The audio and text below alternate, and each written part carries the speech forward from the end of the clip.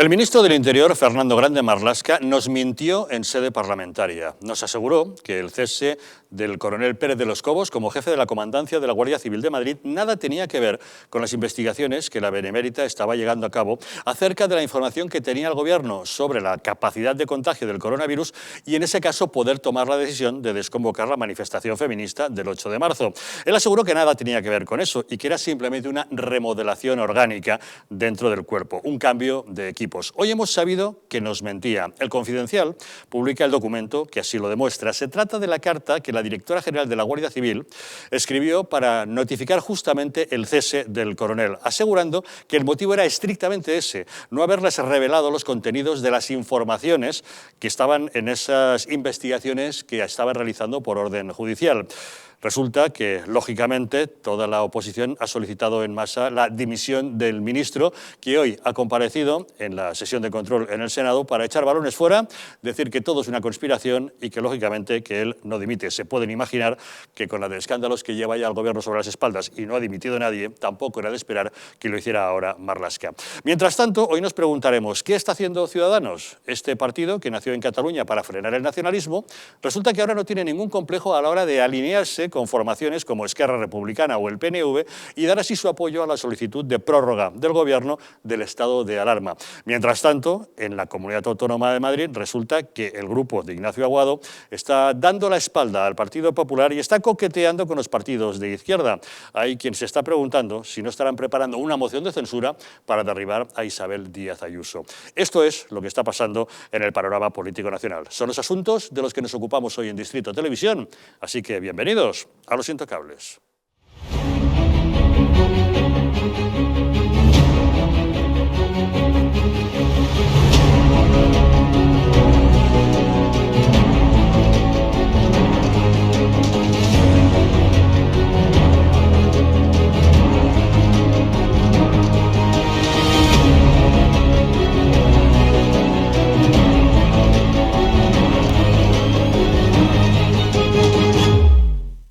Muy buenas noches. Pueden ustedes sintonizar Distrito Televisión a través de las frecuencias 24, 45 y 57 de la TDT de Madrid, vernos en Aragón a través de la 8 de Zaragoza y desde cualquier lugar de España o incluso del mundo, si lo desean, a través de Internet. Saben que para ello cuentan con dos diferentes direcciones, el distrito.es y distritotv.es.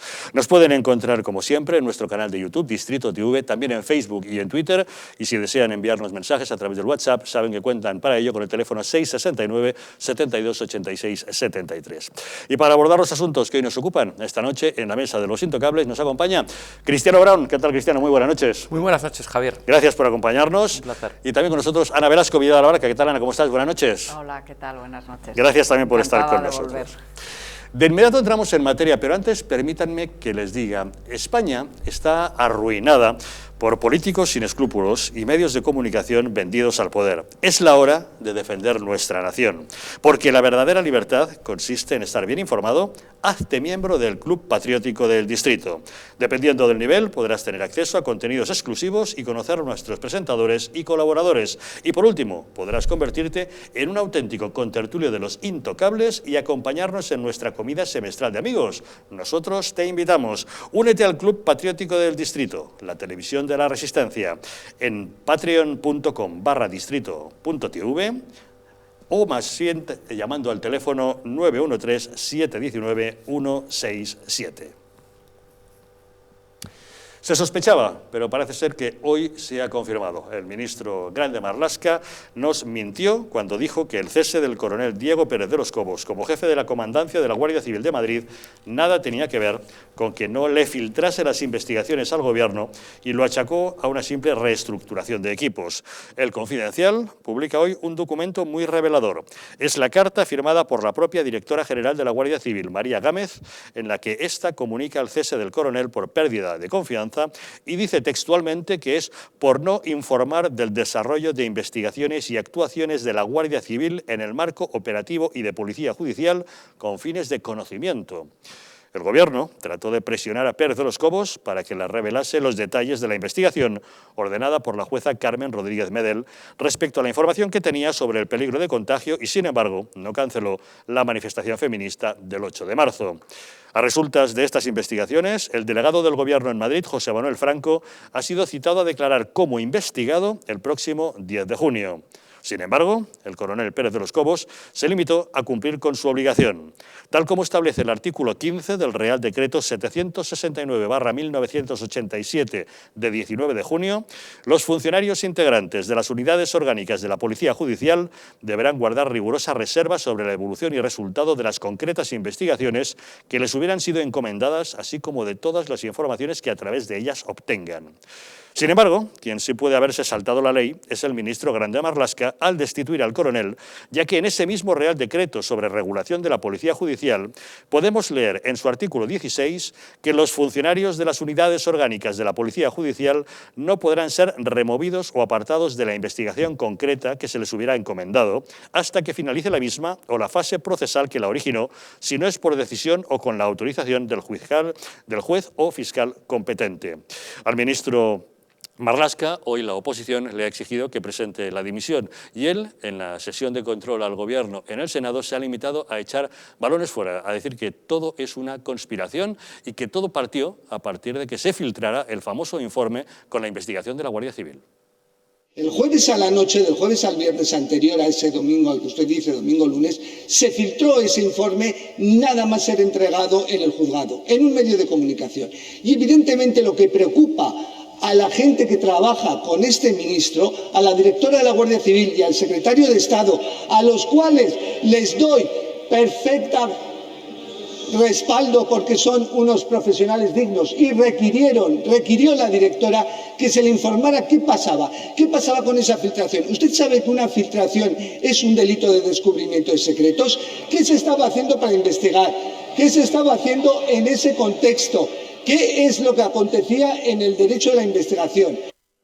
Tenemos comunicación con José Antonio Vera, él es el director de publicaciones de La Razón. José Antonio, ¿qué tal? Buenas noches. Hola, buenas noches, Javier. Pues bueno, da la impresión de que al ministro Marlaska le han pillado en una flagrante mentira. La carta de la directora general de la Guardia Civil es más que explícita, ¿no? Lo que no me explico es que, sabiendo, por lo menos suponiendo él, o suponiendo como tenemos que suponer que existía esa carta, ¿cómo es posible que saliese a la luz pública en los primeros momentos una forma tan contundente, pues a decir que aquello no era una destitución sino una remodelación, algo que no se creía nadie y que evidentemente no se creyó nadie, o sea, salvo los que, aun sin creérselo, dijeron que bueno, que lo entendían, pues probablemente porque eran personas que estaban en el entorno del gobierno y otra cosa no podían decir. Pero esa argumentación suya fue increíble desde el primer momento. ¿Por qué? Pues porque evidentemente si usted quiere hacer una remodelación en serio, pues con tranquilidad espera un mes, espera 2 meses, incluso 3, y entonces hace una remodelación que no afecta solo a una persona, curiosamente, que tendrá que afectar pues a un colectivo, a un núcleo, ¿no? Bueno, pues esto no sucedió. Y claro, esta carta que sale ahora pues le deja absolutamente pillado, cazado en fraganti y en una situación muy complicada. Por una parte, porque políticamente está obligado a dimitir. Ya sabemos que no va a dimitir, porque en este gobierno pueden ocurrir y suceder y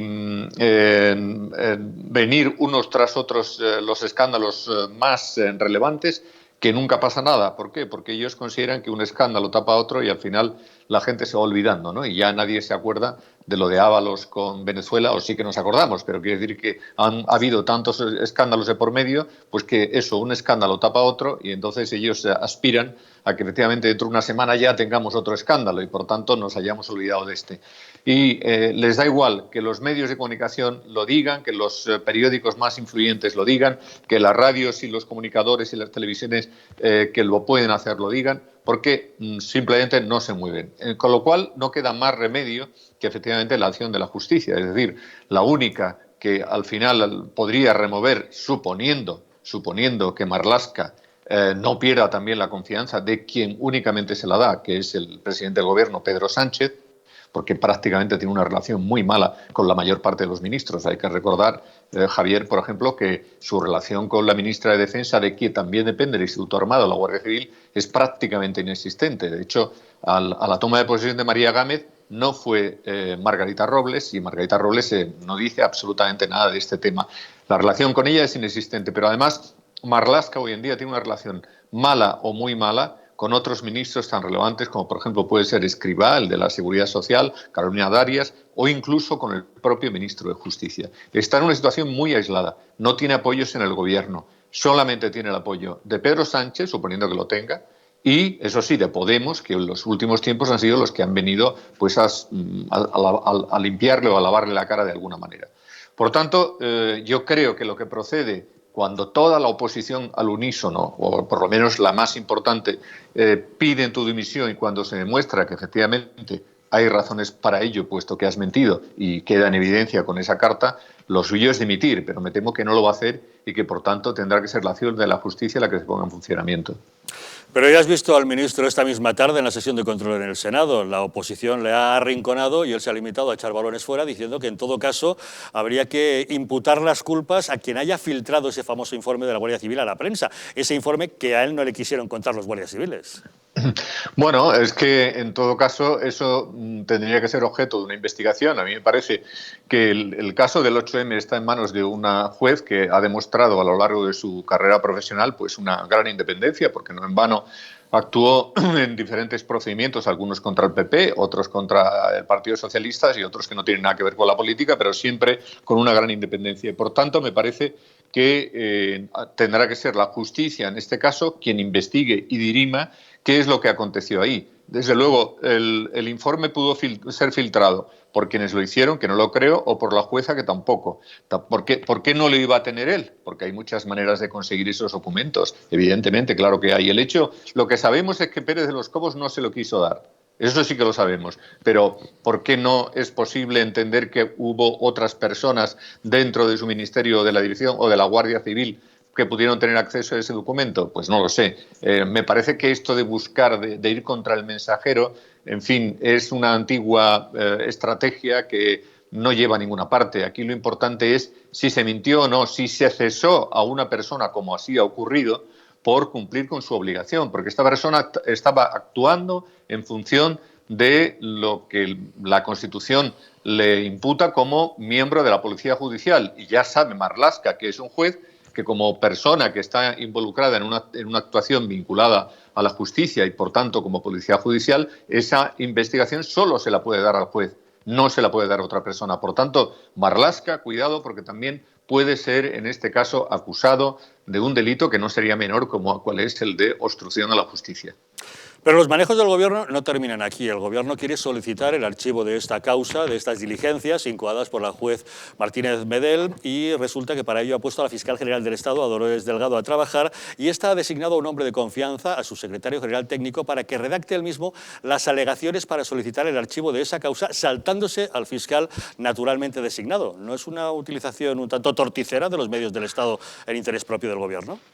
Bueno, sí, pero, en fin, ¿podíamos esperar otra cosa, Javier? Es que realmente no se podía esperar otra cosa. Ya sabemos que todo esto se va a hacer exactamente de la manera que pensábamos que se podía hacer, porque cuando tienes un ejecutivo, un gobierno que utiliza todos los medios que tiene a su alcance pues para usarlos a su favor y de una forma descarada, e importándole poco o muy poco, o yo diría que nada, lo que digan otros partidos, lo que digan los medios independientes, lo que digan nada, no les importa nada. Actúan a sus anchas como consideran oportuno y les da igual. Por tanto, la única vía que queda, en este caso, efectivamente, es la vía judicial, que pues nos encontremos, en este caso, pues parece como una juez que ha demostrado tener una gran independencia y que, pues, efectivamente, tire hacia adelante con un asunto que es grave. Tengamos en cuenta una cuestión, y que tampoco es menor. El otro día informaba La Razón de cómo Diego Pérez de los Cobos, que es una persona de una gran trayectoria profesional,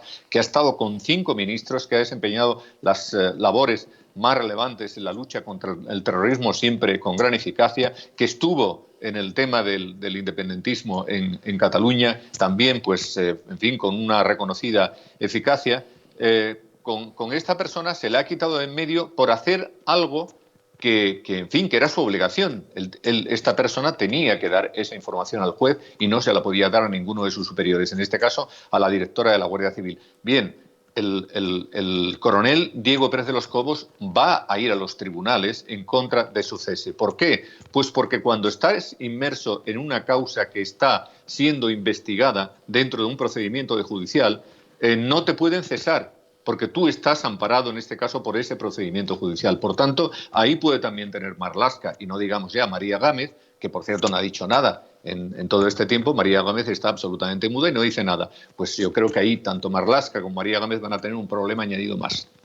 Lo que sí parece cada vez más demostrado es que el Gobierno estaba al corriente del peligro y, sin embargo, no desconvocó la famosa manifestación feminista del 8 de marzo. De momento ya está imputado el delegado del Gobierno, el señor Franco. ¿Crees que finalmente se depurarán las responsabilidades judiciales? Pues todo dependerá efectivamente de la capacidad que tenga la justicia, en este caso, de actuar pues con total independencia. Ya sabemos que efectivamente pues, el Gobierno va a utilizar los instrumentos que tenga a su alcance, y es lógico que la abogacía del Estado, en donde hay grandes profesionales como es evidente, pues en fin, trabajen para hacer informes a favor del Gobierno, pero también la justicia es un poder independiente y, por tanto, puede tirar adelante con un asunto que, después de las declaraciones también cogidas o pilladas infragantis a la ministra Montero, pues se pone en evidencia que efectivamente, claro que existía un temor. Lo tenía la propia ministra. La propia ministra lo que viene a decir, y por eso es relevante esa declaración, es que ella realmente tenía miedo. Claro, que vienen, te dan la mano, te abrazan, te besan. Claro, tenían miedo. Por tanto, no tenía miedo ella sola. Hay otras ministras que fueron a la manifestación con guantes. No, mire usted, quizás lo que tenía que haber hecho el Gobierno desde el primer momento es reconocer que aquello fue un error. No teníamos que haberla convocado, nos equivocamos y lo sentimos mucho, fue un error. Pero no insistir, claro, cuando insistes en este error, en reafirmarte en que no tenían ninguna información cuando realmente la tenían, porque sí que la tenían, pues al final, claro, te vas encontrando cada vez con más problemas. Y yo, no sé, entiendo que me parece que la justicia, y en este caso la juez que lleva el caso, es una profesional de acreditada responsabilidad que va a seguir adelante y que, bueno, no quiero aventurar qué es lo que puede salir, porque eso será una decisión judicial, pero me parece que hay indicios más que suficientes, no digo probados, pero sí que suficientes, como para que aquí haya causa de una forma clara. Pues tendremos ocasión de verlo. José Antonio Vera, director de Publicaciones de La Razón, gracias, como siempre, por atender la llamada de Los Intocables. Muchas gracias a vosotros y buenas noches. Hasta luego, muy buenas noches. Bueno, Ana, lo que parece evidente es que el ministro Marlaska debería dimitir, pero no parece que esté por la labor. Bueno, con toda seguridad no va a dimitir, pero vamos, la verdad es que este Gobierno, a pesar de su perversidad, en algunas cuestiones peca de inocencia, porque en este momento que vivimos la era de la posverdad, en la que parece que ya no se considera algo inmoral o indecente el mentir, ¿no? Parece que eso se admite como un instrumento político. La contrapartida de esa realidad es que hoy en día casi todos los documentos confidenciales o los datos que no se quiere que trasciendan, trascienden. Entonces, este informe tenían que saber que iba a salir, tenían que saber que se iba a filtrar a los medios, tenían que saber que la sociedad iba a conocerlo, y evidentemente el propio ministro del Interior lo conocía y lo había leído, o sea, no me cabe la más mínima duda. Entonces, al final, el hecho de que se lo exijan a Pérez de los Cobos, pues es una especie de pataleta que ellos tienen como para intentar mantener el control sobre él y la autoridad sobre él, saltándose la ley. A mí me parece que el Gobierno está en una huida hacia adelante, en la huida de la supervivencia, y que no van a reconocer ningún error y que van a, por supuesto, a mantener a Marlaska, y que gracias a que los partidos políticos ejercen la acusación popular, porque hoy mismo Vox ha anunciado que va a ejercer la acusación popular contra el delegado del Gobierno, bueno, pues, y que los jueces, hay jueces que son independientes y que mantienen contra viento y marea su derecho y su obligación de ser libres, pues podemos tener un hálito de esperanza en que se depuren responsabilidades y que esa realidad que todos sabemos que es que el 8M fue una auténtica temeridad, se tenga constancia judicial y que los responsables paguen, porque las consecuencias fueron gravísimas. Nos podíamos haber ahorrado miles de muertos. Bueno, el primero en ser imputado ha sido el delegado del Gobierno, el señor Franco, por no cancelar esa manifestación, pero ahora sí, ya todo está apuntando a Fernando Simón, del que tienen constancia que el mismo 10 de febrero ya sabía fehacientemente de la gravedad de la pandemia. Sí, la verdad es que todo lo que apunta a la gestión inicial de esta pandemia es preocupante. A mí, en este caso en concreto, todos los que seguimos la actualidad política y vimos la rueda de prensa de Marlaska, vimos la sesión del control al gobierno, y no me refiero a la del Senado de hoy, sino a la de la semana pasada, pues vimos en la que mintió, diciendo las causas del cese. De forma vehemente, además, que no era una injerencia del gobierno y que además era una reestructuración. Todos los que confiamos en la reputación de Marlaska como juez, en su labor en la lucha contra el terrorismo, todos los que intentamos mirar al ministro Marlaska con otros ojos, ya no damos crédito a sus palabras y el espectáculo último es bochornoso. No necesitaba manchar así su nombre, porque ahora todos le podemos catalogar de mentiroso.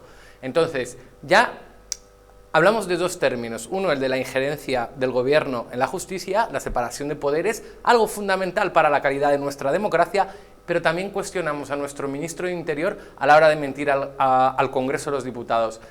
Es verdad que la mentira últimamente en política no pasa factura. Ábalos no sé cuántas versiones nos dio del tema de Venezuela, pero que el ministro de Interior, cuando hablamos de un organismo, de un ente tan serio como la Guardia Civil, no nos podamos fiar de sus declaraciones, es muy preocupante.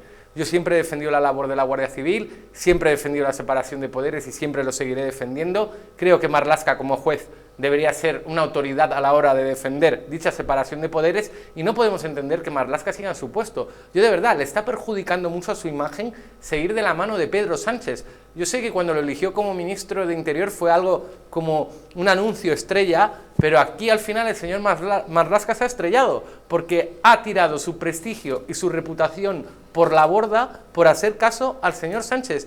Yo, de verdad, no creo que el 8M vaya a dar para mucho en los juzgados. De hecho, todas las opiniones jurídicas que leo en los medios de comunicación dicen que es muy difícil demostrar que sea culpa de los contagios, una serie de cosas. Pero meterse en esta situación cuestionando la integridad y el honor de un órgano tan importante como la Guardia Civil porque quiere tapar un informe. Y lo último, la explicación de hoy demuestra que los motivos eran otros. Él ha dado veracidad a la noticia diciendo, no, es que se filtró el informe y parece ser que ellos ya han juzgado a Pérez de los Cobos, ha dicho, ha sido este señor el que lo ha filtrado y por eso lo hemos cesado.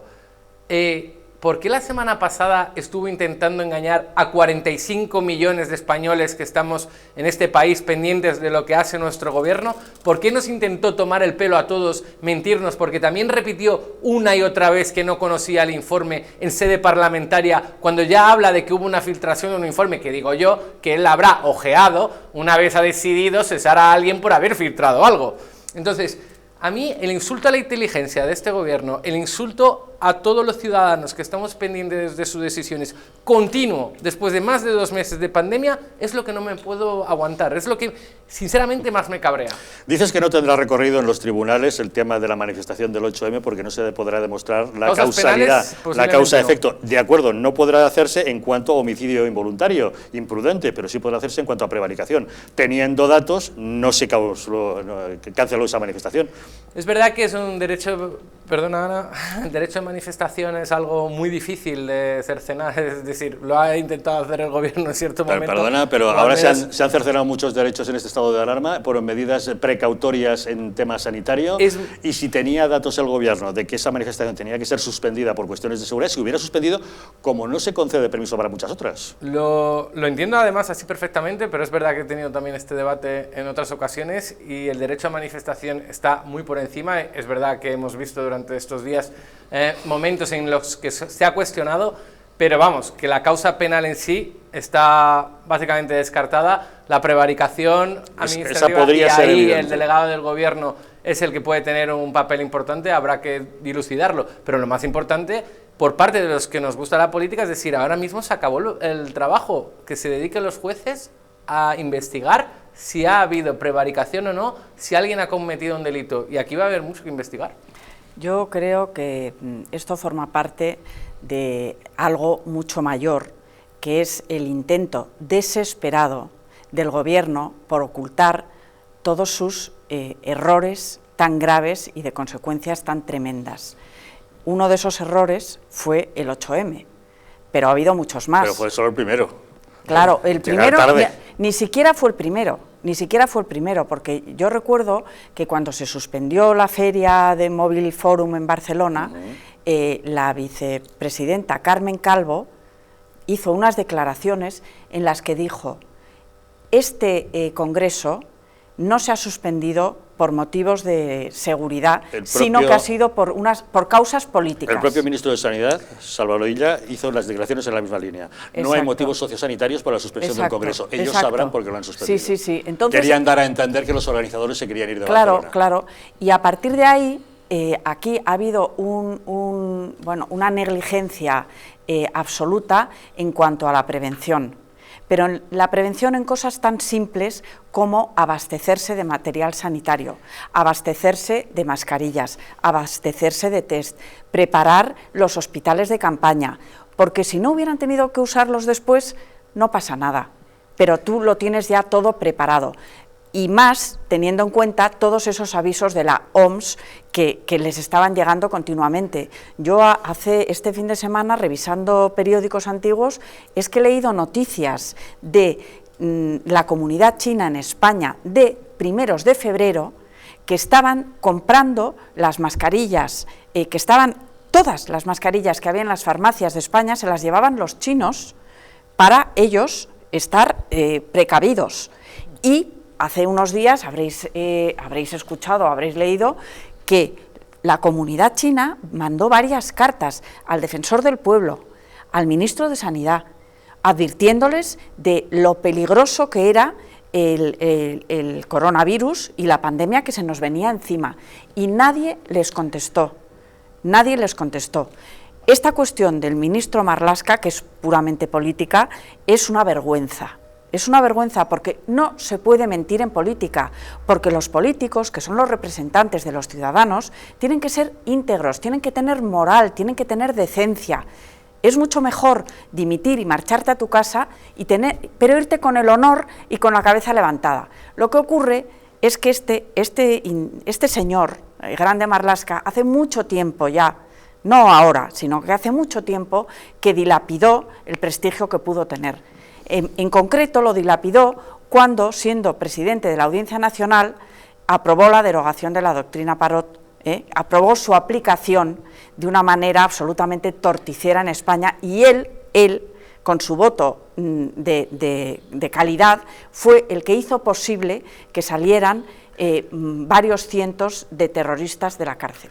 Y a partir de ahí, ya su credibilidad, por lo menos en mi humilde opinión, cayó en picado. Y ahora lo que está demostrando es, pues yo no sé qué pretende, o sea, por estar en este gobierno de gente mezquina, mentirosa, y le compensa seguir ahí a cualquier precio, tanto a él como a los demás. El poder, ¿qué tiene el poder? ¿Qué tiene el poder que hace que las personas pierdan todos los referentes que les hacen ser dignos? Son cuestiones que de verdad habría que plantearse.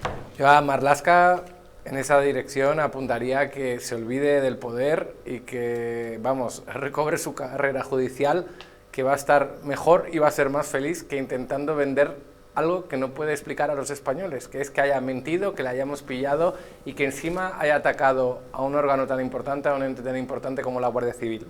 Pero a mí me preocupa, y no es que quiera ser yo de conspiraciones, pero al final consiguen que todos pongamos el foco en el 8 de marzo como una situación que fuera el origen de toda esta pandemia cuando sabemos que es algo que se tendrá que investigar, pero creo que aquí se tiene que investigar muchas otras cosas que son todavía más graves. Hablábamos del material sanitario, hablábamos de las contrataciones que se han hecho. Creo que este gobierno, cuando hace bailes con las cifras de los muertos, hace cosas que nosotros, por ejemplo, no entenderíamos, porque nadie entiende que se haya puesto ahora mismo a hacer una especie de purga en la Guardia Civil en plena pandemia, cuando sinceramente no toca hacer este tipo de cosas. Parece que quiere desviar la atención de algo. Y las contrataciones que se han hecho a dedo, el material fallido, todos los que han sufrido los sanitarios por culpa de esos contratos que ha hecho el señor Illa y este gobierno, eso sí que se va a tener que investigar mucho el día de mañana, porque nadie entiende cómo hayan podido cometer todos esos errores. Pues, y a mí eso me preocupa y creo que se tiene que investigar en profundidad.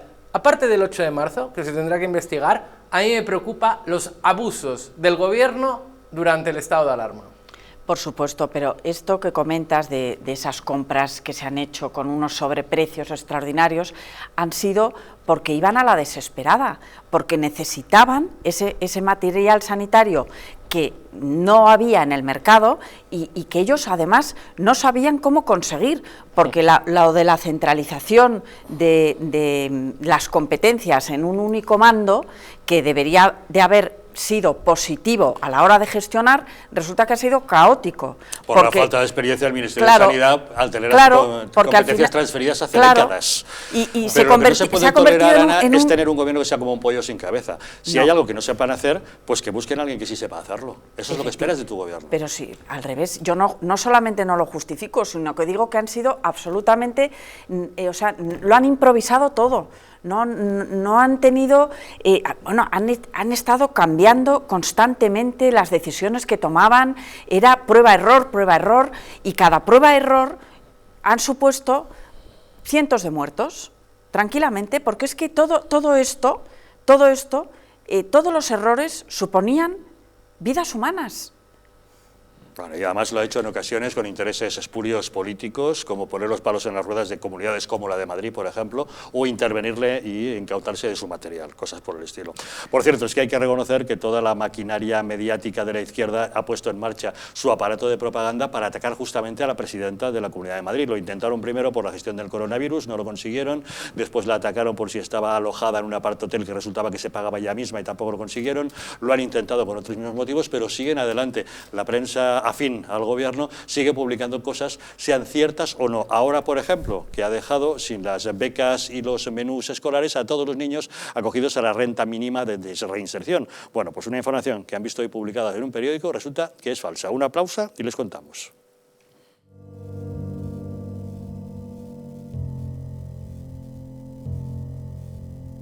España no va a tener, como mucho, más allá de algún caso diagnosticado. ¿Qué le diría usted a una mujer que está dudando en ir o no a la manifestación del 8 de marzo? ¿Qué le diría?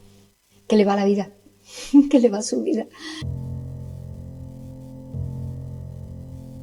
Y el motivo es el miedo. No hay una razón médico-sanitaria. Y que no hay ninguna razón de salud pública que aconseje tomar ninguna medida o que impida la celebración de eventos de este tipo. Denunciábamos que los medios estábamos siendo demasiado alarmistas con el coronavirus. ¡Vamos a morir todos! ¡Estefanía! ¡Estefanía! ¡Gritad Estefanía! No hay nada de qué preocuparse, estamos muy tranquilos, ¿vale? El gobierno estaba perfectamente al corriente de los datos que tiene ahora desde el pasado día 4, pero no quiso tomar medidas justamente para no deslucir esa manifestación.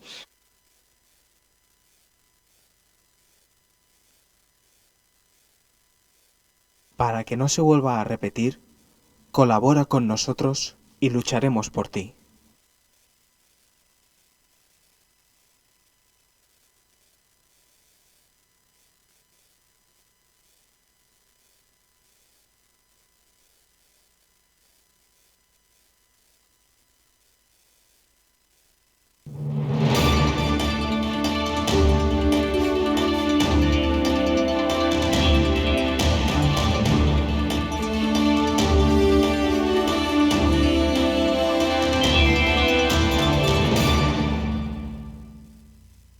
ha hundido tu colchón? ¿Estás cansado de tu viejo sofá?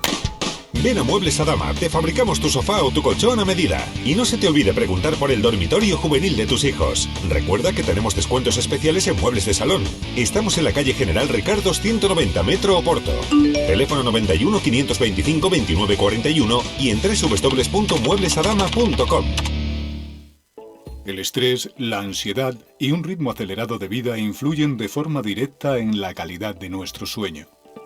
Calm Plus de Mundo Natural es una combinación de aminoácidos esenciales como el L-triptófano, precursor de la serotonina, y la vitamina B6, que contribuye al funcionamiento normal del sistema nervioso y a disminuir el cansancio y la fatiga. Vive con tranquilidad. Calm Plus de Mundo Natural.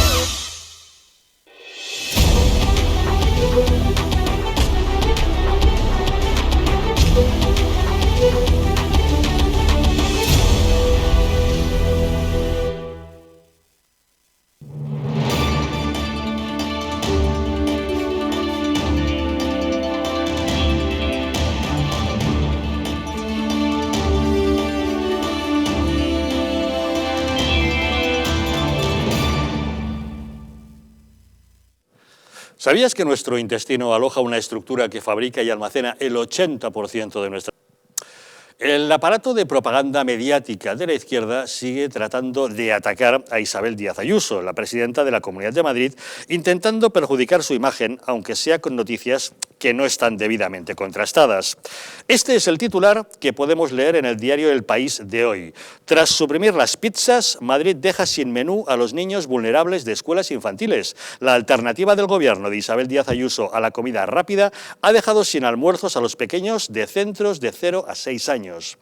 Bueno, pues según ha podido contrastar la redacción de Los Intocables de fuentes de la Comunidad de Madrid, la noticia no es cierta. Tras el fin del acuerdo de menús escolares con Telepizza, Rodilla y Viena Capellanes, el gobierno madrileño hizo un recuento de las familias interesadas en beneficiarse de los nuevos menús. Contactaron con las 11.500 familias de alumnos de renta mínima de inserción y 8.200 se mostraron receptivos a recoger los menús en las escuelas. La consejería entonces decidió hacer 8.500 menús diarios y entregar unos 5.000 al día a las familias. Los que no son recogidos, entre 3.500 y 4.000 según el día, son donados a diferentes instituciones que se ocupan de recogerlos.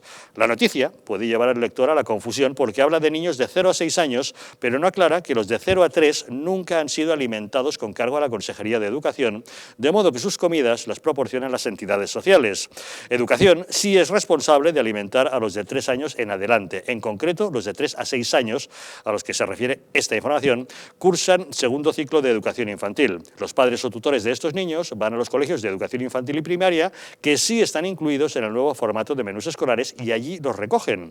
La información del periódico asegura que el programa para alimentar a los niños de familias con renta mínima de inclusión durante la cuarentena está gestionado por la Comunidad de Madrid, pero lo financia un fondo estatal. Pero tampoco es cierto. El programa para repartir menús escolares a los niños de 3 años en adelante de familias con renta mínima durante la cuarentena está gestionado por la Comunidad de Madrid y lo financia la Consejería de Educación, no lo financia ningún fondo estatal, simplemente por clarificar una información que tiene algunos elementos que por lo visto no han contrastado adecuadamente. ¿Qué te parece, Cristiano? Bien, a mí me parece que estamos en una guerra de información, de desprestigio de unos hacia otros, en vez de ponernos a trabajar de la mano para reconstruir el país, para salvar la situación económica, porque tendremos también tiempo de hablar de los datos de paro y de los datos de la dura crisis económica que estamos viviendo, y lo que estamos viendo es que aquí cada partido político, si tiene un medio afín, pues le ayuda a atacar al otro partido de la ideología contraria. Aquí hace falta responsabilidad y a mí me parece que ningún partido lo hubiera hecho bien, y el que diga que lo haría todo perfecto miente a los españoles, porque estamos viviendo una situación excepcional. Madrid ha tenido aciertos importantísimos, habrá cometido errores, al igual que el gobierno de la nación. Anteriormente hablábamos del 8M. El problema más grave del 8M ahora mismo en el gobierno es que no saben reconocer que fue un error el mantener una manifestación, que no pasaría nada por decir, fue un error. En Vox dijeron, nuestro Congreso creo que pidieron perdón. Quiero decir, reconocer errores está muy bien. En política hay que reconocer cuando se hacen mal las cosas y hay que tender la mano cuando las situaciones son sumamente complejas como las que estamos viviendo. Y la Comunidad de Madrid tenía que dar una serie de ayudas y tiró por una solución que sinceramente es políticamente incorrecto, esto de dar pizzas y comida rápida. Y fue la solución rápida. Has vuelto a caer en el mismo error fruto de la desinformación de los medios, de la propaganda. No les daban pizzas y comida rápida. Bueno. Dijeron que les daban, pero no es cierto. Estuvimos entrevistando aquí a responsables de las empresas patrocinadoras de toda esa iniciativa logística que pusieron en marcha en un tiempo récord y nos explicaron los menús que les daban. Y de los 3 meses que estuvieron dando alimentación, creo que pizza, por parte de Telepizza, hubo solamente en 3 ocasiones como parte del menú.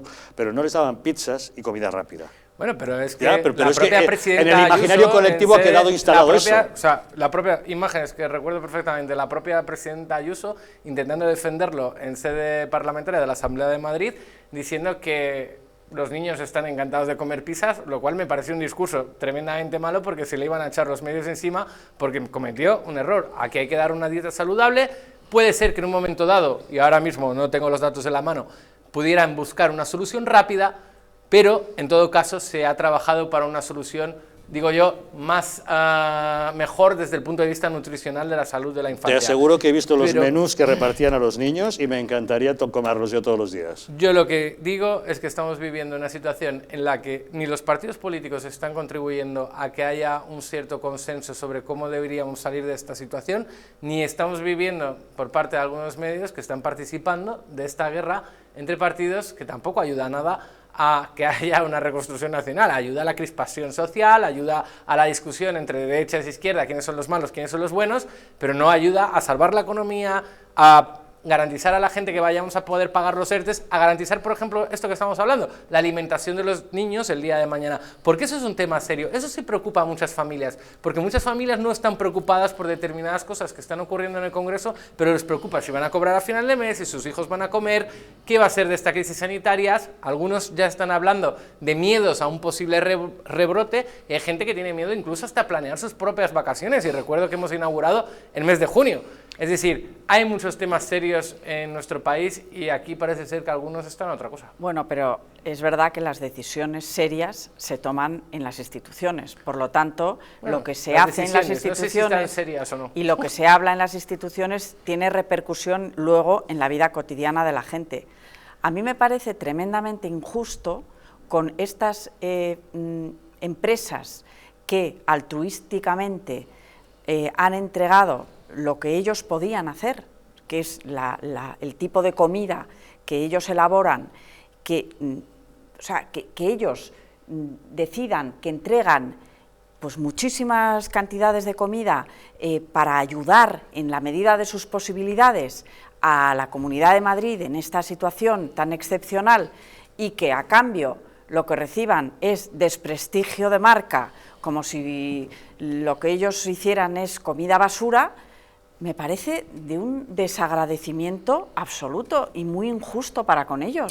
¿Me permites informar a Cristiano del menú que la semana pasada, ustedes recordarán, el martes pasado entrevistamos a Antonio Lence, consejero delegado de Viena Capellanes, y con él tuvimos ocasión de analizar los menús que habían distribuido a los niños beneficiarios de esta renta mínima de inclusión. Por ejemplo, una semana en concreto, Cristiano, si puedes elegir los platos que más te gusten. Lunes, macarrones con tomate, pavo estofado y zuma natural. Martes, burrito de ternera, pincho de tortilla y yogur. Miércoles, crema de calabaza, salchichas de pollo y tiramisú. Jueves, ensaladilla rusa, palitos de pescado y mandarina. Viernes, judías verdes, jamoncitos de pollo y yogur. Y otras semanas pude ver que había arroz con tomate y albóndigas, hojaldre de verdura, filetitos rusos, lentejas estofadas, guisantes o merluza en salsa verde. ¿Te parece que esto es comida basura? Yo, de Viena Capellanes, no sé exactamente en qué semana se pusieron a trabajar de la mano con el gobierno de la Comunidad de Madrid. Los datos iniciales que salían creo que era de una famosa marca de pizzas, y creo que no es la mejor alimentación que se podía ofrecer, pero entiendo que en un momento inicial donde la gente estaba ofreciendo sus cosas, hoteles ofrecían sus habitaciones para hospitales, comercios de alimentación ofrecían menús, y todo el mundo se puso a trabajar, un montón de gente se puso a hacer cursos y clases gratuitas por internet. Es decir, recuerdo perfectamente el inicio de esta pandemia. Lo que no podría decir ahora mismo, porque no sé los datos de estos menús que me has dicho, es si estaban disponibles a los ciudadanos desde el principio de la pandemia, o fue una corrección después, o fue algo que la Comunidad de Madrid puede ofrecer ahora porque sigue siendo muy necesario. Lo que no voy a decir es que la gestión de la Comunidad de Madrid haya sido brillante desde el primer día, pero sería muy difícil también que lo hubiesen hecho brillante desde el primer día. Lo que digo, al político hay que saber improvisar. ¿Por qué? Porque hay unas situaciones que no te esperas. No puedes improvisar siempre, como está haciendo, por ejemplo, el Gobierno de la Nación, y la Comunidad de Madrid tiene que buscar, sinceramente, trabajar más de la mano. Yo ahora mismo no estoy viendo un gobierno cohesionado, no estoy viendo una Comunidad de Madrid unida, y pese a haber visto algunos aciertos iniciales, creo que la Comunidad de Madrid en esta última fase está cometiendo bastantes errores y se está equivocando en la excesiva nivel de crispación entre Ciudadanos y el Partido Popular, en vez de intentar salir unidos a defender que juntos van a salvar a los madrileños. Bueno, en primer lugar, las pizzas son una comida exquisita, buenísima, y a mí no me parece, sinceramente, que haya que poner el grito en el cielo porque en un periodo concreto de tiempo y de emergencia se les dé a los niños, que seguro que estaban encantados de comer pizza. En Italia la toman muchísimo y yo creo que son personas muy sanas, y aquí tenemos pizzerías por todas partes y oye, de verdad, tampoco hay que estigmatizar. Y la de pizza que comen los niños en sus casas, porque las piden a estas además, compañías si de es reparto. Es pan y luego le ponen... Bueno, es que de verdad me parece un poco absurdo todo al final es lo que habéis dicho, que es intentar desgastar y buscar un asunto, en este caso... aunque me parece importantísimo cómo se alimente a los niños, pero dadas las circunstancias que está atravesando España, considero que es absolutamente menor y es simplemente pues, es una herramienta para atacar al Gobierno de Madrid y encima manipulando la información intoxicando. Ana? Yo creo que está muy bien que una persona critique la gestión de la Comunidad de Madrid o la aplauda. Lo que sí pido en cualquiera de ambos casos es que sea con datos ciertos y no con mentiras. Que si alguien dice, es que a los niños les están dando pizza y eso ya queda en el imaginario colectivo, se critica porque dan pizza o se defiende porque la pizza es muy rica. Claro. Es que era simplemente mentira. Que digan la verdad. Estos son los menús que daban a los niños. Luego, que la gente critique. Yo creo que la Comunidad de Madrid lo ha hecho rematadamente mal. Está usted en su derecho. O creo que lo ha hecho muy bien. Está usted en el suyo. Pero lo que no podemos hacer es estar instalados en la mentira. Exacto. Es salir, lanzar un globo sonda, ya queda instalado. Y, bueno, y resulta no, es que la presidenta de la Comunidad de Madrid resulta que le regalan un apartamento o no se lo paga ella. Oiga, digan ustedes la verdad, luego critique con objetividad en función de datos ciertos. Lo malo es que nos hemos acostumbrado a que las maquinarias de propaganda utilizan mentiras, las lanzan y luego ya no se pueden desmentir. Es por lo que decíamos antes de que se ha perdido ese límite del respeto a la verdad, de tener unos escrúpulos, ¿no?, para no intoxicar y manipular a la opinión pública, y eso cada vez se da menos. Yo, desde luego, doy las gracias como ciudadana de Madrid a todas las empresas que han prestado su solidaridad desinteresada para ayudar en el día a día de esta situación tan terrible que hemos atravesado. Y en cuanto a lo que comentabas tú, Cristiano, de que, hombre, lo ideal sería, efectivamente, estar todos a una, unidos, para salir de esta crisis pavorosa. Lo que pasa es que, bueno, si hay puntos de vista diferentes y se considera que hay que abordarlo desde... cada uno tiene su propia visión, pues claro, es complicado. La cuestión, por ejemplo, de la gestión de las residencias de ancianos en la Comunidad de Madrid, pues también va a haber que investigar qué ha ocurrido, qué errores se han cometido. El tema de las residencias de ancianos va a haber que investigarlo en toda España, efectivamente. Exactamente. Porque ha sido dramático. Ha sido dramático. Y bueno, lo ideal efectivamente es buscar los puntos de unión, pues como han hecho en el Ayuntamiento, que han dado un ejemplo magnífico de concordia y de voluntad de trabajar conjuntamente pues, para ayudar a Madrid. Eso sería lo ideal también en la comunidad y esperemos que se encarrilen en esa dirección. Si os parece, ahora enseguida entramos en esa convivencia en la comunidad, la relación entre el Partido Popular, de Vox, Ciudadanos. Dices que debería llevarse mejor con Ciudadanos, dicen que su socio habitual es Vox. Bueno, en fin, ahora entramos en eso. Pero has mencionado el tema del paro y efectivamente hoy hemos conocido el dato del paro y es un elemento importante que debemos comentar. El paro aumenta en 26.573 personas, la mayor subida de la historia en mayo, y se sitúa en 3.850.000 desempleados. España cuenta ya con 778.000 parados más que hace un año en las estadísticas de las oficinas de empleo, un incremento del 25,27%. En realidad, ya hay 6 millones cobrando una prestación de desempleo, ya que las estadísticas oficiales no incluyen los 3 millones de personas que se encuentran acogidas a un ERTE ni los autónomos que han cesado su actividad. ¿Algún comentario a este respecto? La noticia no es nada buena. La noticia es tremendamente mala porque aunque hayamos visto en los medios que ha subido las afiliaciones a la Seguridad Social durante el último mes de mayo, aquí la realidad es que 900.000 personas se han desafiliado de la Seguridad Social mientras había esta pandemia. Estamos hablando de 3 millones de personas que tienen que cobrar de los ERTES. También estamos hablando de que va a haber un ingreso mínimo vital. Estamos hablando, antes de empezar la pandemia, que era difícil de mantener el sistema de pensiones en España. Quiero decir, ahora mismo hay que hacer ese pacto de reconstrucción que tanto hablan algunos políticos y hablaba Pedro Sánchez, más que nunca. Necesitamos apostar por el empleo, apostar por reformar la energía en España para ser más competitivos. Necesitamos trabajar para salvar nuestra economía. Y estos datos lo que nos están diciendo es que tenemos un problema gigante sobre la mesa y parece ser que algunos no lo quieren ver. Entonces, sí hay que ponerse a trabajar, pero no en la línea de la que está el gobierno, porque el sistema no se va a mantener. Si es que hasta hace 2 días estábamos pensando cómo van a cobrar las pensiones los pensionistas, y es que ahora mismo hay ERTES, pensiones, ingreso mínimo vital, una serie de cosas que tenemos nosotros que dar una solución. Y por eso creo que ahora mismo más que nunca toca trabajar de la mano y fijar esa reconstrucción, fijar ese plan económico, pensar en el futuro de los españoles, pero no sé si todo el mundo trabaja en esa dirección. No, evidentemente no. Evidentemente el gobierno trabaja en la dirección de tener un país subvencionado y dependiente, y eso pretende hacerlo a costa de crear una serie de impuestos que pueden asfixiar la iniciativa privada y al final la generación de empleo, porque la única manera de que España salga de la crisis es que estas cifras que acabas de decir pues cambien radicalmente. Hay que generar empleo, hay que incentivar la economía y hay que dar instrumentos, bonificaciones, facilidades a los empresarios, a las empresas, a los autónomos, a todos los que son capaces de hacer que las personas se valgan por sí mismas y que no tengan que depender de una subvención. Pero tenemos un gobierno que hoy por hoy tiene una mentalidad diferente y entonces considera que lo que hay que hacer es quitar a los ricos para dar a los pobres, así hablando de una manera muy elemental. Por ejemplo, ese impuesto al patrimonio que quiere poner Pablo Iglesias, pues la verdad es absurdo, porque puede haber personas que tengan ese patrimonio, pero que no tengan luego una liquidez o unos ingresos que le permitan pagar el 2% del valor de su patrimonio. Entonces, ¿qué tiene que hacer? Aparte de que es una doble imposición, el patrimonio que tienes ya has cotizado por él.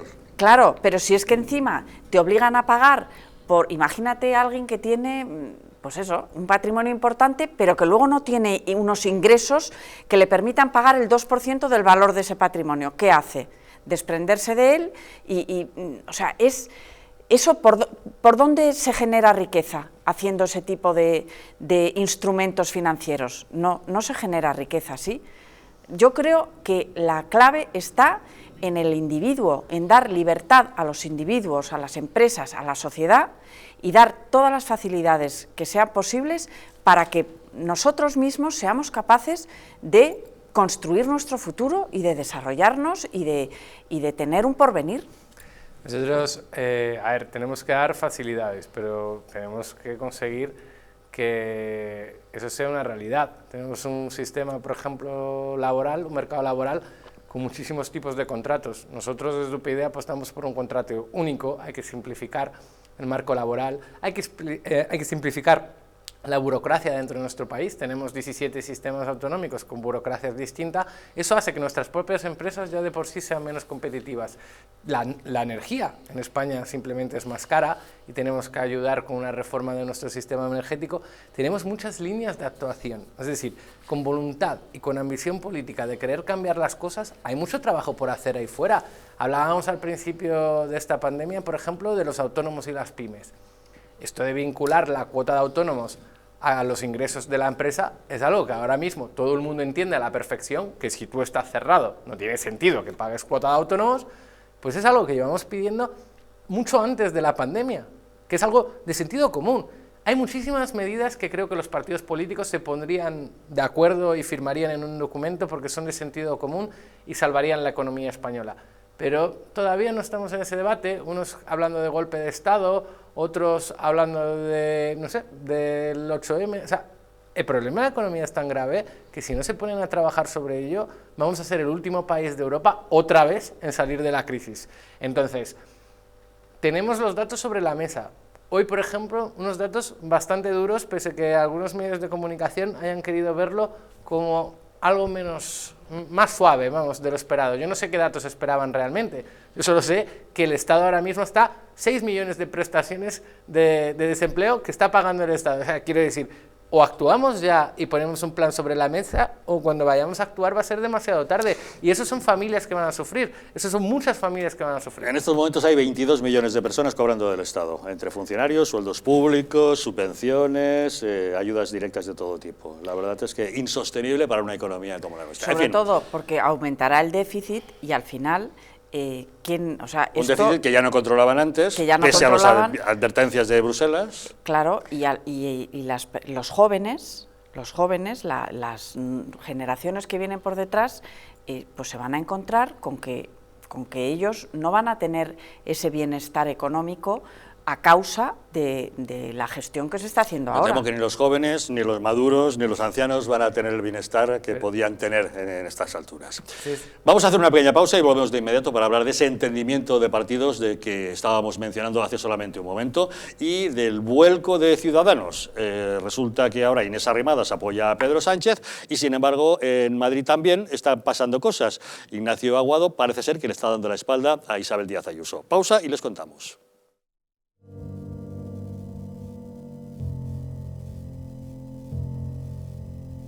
España no va a tener, como mucho, más allá de algún caso diagnosticado.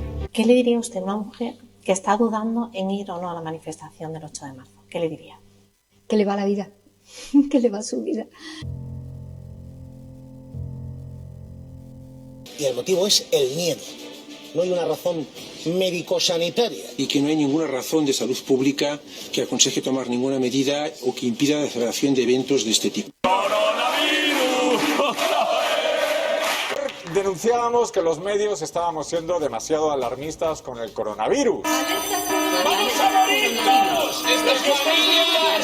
¡Estefanía! Gritad Estefanía. No hay nada de qué preocuparse, estamos muy tranquilos, ¿vale? El gobierno estaba perfectamente al corriente de los datos que tiene ahora desde el pasado día 4, pero no quiso tomar medidas justamente para no deslucir esa manifestación.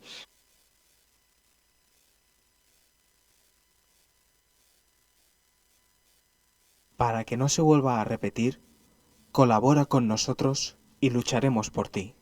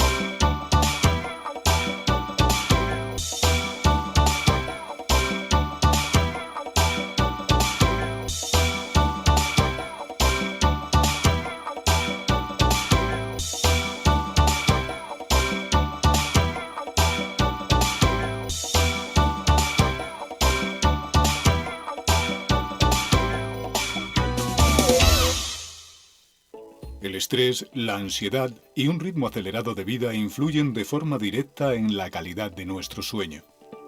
Calm Plus de Mundo Natural es una combinación de aminoácidos esenciales como el L-triptófano, precursor de la serotonina, y la vitamina B6, que contribuye al funcionamiento normal del sistema nervioso y a disminuir el cansancio y la fatiga.